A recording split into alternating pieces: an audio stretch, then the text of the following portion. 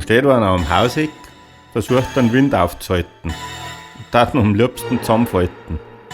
Der Depp steht da und kämpft gegen den Sturm.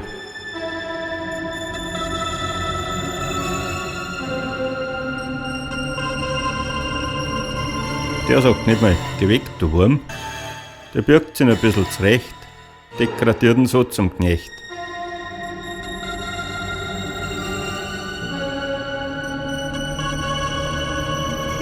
Und der andere meint, er war der Lage Herr.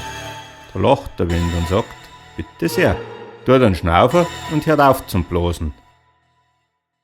Und der andere fällt Viere und liegt auf der Nase.